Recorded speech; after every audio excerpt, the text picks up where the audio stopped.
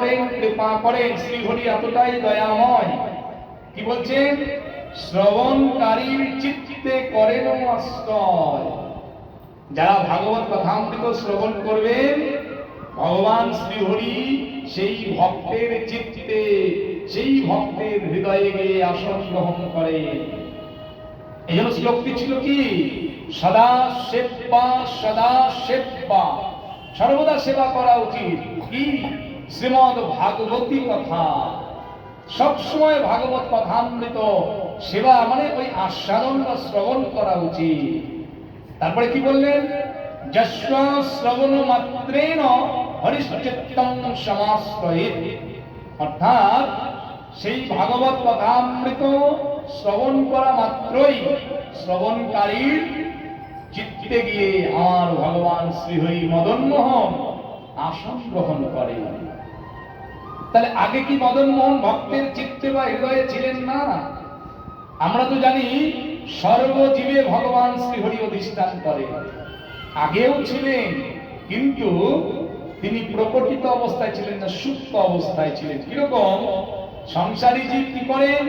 সংসার প্রতিপালন করতে গিয়ে তার আত্মীয় স্বজন, বন্ধু বান্ধব, পিতা মাতা, কন্যা পুত্রাদি, পৌত্র যারা রয়েছে সকলকে নিয়ে এমন মায়া মোহের বেড়া জালে আবদ্ধ হয়ে থাকেন, গোবিন্দকে বিস্মৃত হয়ে যান, গোবিন্দকে ভুলে যান। তো গোবিন্দ যদি আমার স্মরণে না থাকে, তো গোবিন্দ আমার হৃদয়ে প্রকটিত হবেন কেমন করে? সাংসারিক কর্ম, সাংসারিক কর্তব্য প্রতিপালন করতে গিয়ে আমরা গোবিন্দ হারা হয়ে যাই, গোবিন্দকে সম্পূর্ণ ভুলে যাই, বিস্মৃত হয়ে যায়। গোবিন্দকে ভুলে গেলে গোবিন্দ আমার হৃদয়ে প্রকটিত হবেন কেমন করে? আর যখন আমরা সাধু সঙ্গ, ভক্ত সঙ্গ করে এমন এই ভাগবতীয় কথা কীর্তন শ্রবণ করি, তখন দেখবেন আমাদের চিত্তে আর ওই আন কথা আসে না, সাংসারিক চিন্তা আসে না, শুধু ভগবানের কথাই আমার মানস পটে উদিত হয়, ভগবানের কথাই চিন্তিত হয়। তো ভগবানের কথা চিন্তা যদি করা যায়, তখন তো ভগবান ভক্তের হৃদয়ে প্রকটিত হবেনি, তাই না? হরিকথা শ্রবণ করতে এসে, হরিকথা শ্রবণ করতে করতে যখন আমার আর আন চিন্তা আসবে না, তখন কি হবে? ভগবানই আমার হৃদয়ে প্রকটিত হয়ে থাকবে। সেই শ্রীমদ ভাগবত শাস্ত্র আনিবার শ্রবণ করিতে হয় উচিত সবার। সেই শ্রীমদ ভাগবত শাস্ত্রকে গৃহে বারংবার আনয়ন করে এনে গৃহের যতজন সদস্য রয়েছেন, আবাল বৃদ্ধ বনিতা, একটা শিশু থেকে একদম বৃদ্ধ, অমৃত কথা শ্রবণ করবেন। আর এই শ্রবণের ফলেই এই মানব জনম যথার্থ সফল হতে পারে। এই যে একটু আগে বললাম, যে জন মনুষ্য দেহ লাভ করে, বিশেষত এই ভারতবর্ষে জন্মগ্রহণ করে একটি বারের জন্য ভাগবত কথা শ্রবণ করলেন না, তার জনমটা চণ্ডাল এবং গর্ধবের মতো বৃথা হয়ে গেল। তো আমরা এই সুদুর্লভ মানব জনমকে কি কেউ বৃথা করতে চাই?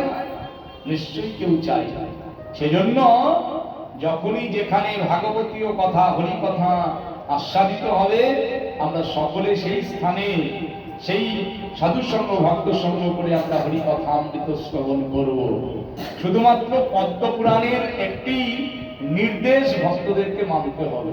সবাই তো আমরা হরি কথা শুনি, সবাই হরি কথা বলছি, সবই ঠিক আছে।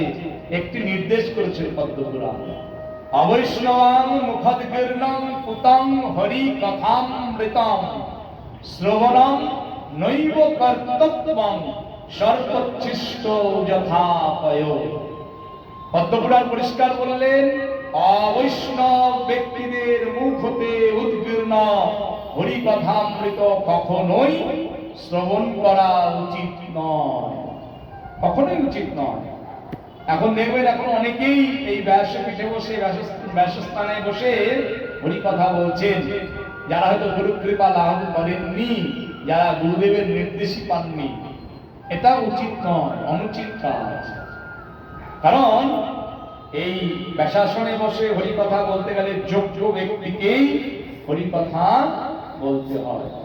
এবং বললেন, যিনি বৈষ্ণব বলছে অবৈষ্ণব ব্যক্তিদের মুখ হতে উদ্গীর্ণ হরিকথা আমাদের শ্রবণ করা উচিত নয়। পদ্মপুরাণের সঙ্গে তুলনা করে বললেন, উদাহরণ দিয়ে বললেন, সেটা কি? সর্বোচ্ছিষ্ট যথাপয়, সর্পের এঁটো করা একটা বস্তুর নেয়। কিরকম? ওই যে মনসা পূজার দিন মায়েরা সবাই এক বাটি দুধ আর কলা দিয়ে দেবী মনসাকে দেন। তো ঠাকুর ঘরে দেখলেন একটা সর্প হেলতে তুলতে গিয়ে দুধ বাটির মধ্যে চুমুক দিয়েছে। তো মা মনসা দেবীর কৃপা হয়ে গেল। এবার হাত তুলে বলুন কে কে মা মনসা দেবীর প্রসাদ নেবেন? কেউ তো হাত তুলছেন না। কেন? এই বাবা এখনই তো শুনলাম সাপটা ওই দুধ বাটির মধ্যে চুমুক দিয়েছে। তো সাপ হয়ে যেতে কি হয়েছে? সেও তো প্রাণী। আরে সাপের মুখেই তো থাকে বিষ। ও যেই হাঁ করবে টপ করে এক ফোঁটা বিষ দুধের মধ্যে পড়ে যাবে। বিষতুল্য দুধ, যতই সেটা মায়ের প্রসাদ হোক না কেন, আমরা সেটা গ্রহণ করতে পারবো না। কারণ বিষযুক্ত জিনিস গ্রহণ করলে আমাদের প্রাণহানি হতে পারে। তেমনি অবৈষ্ণব ব্যক্তিদের মুখ হতে হরিকথামৃত শ্রবণ করলে ভজন সাধন জীবনে তারও প্রাণহানি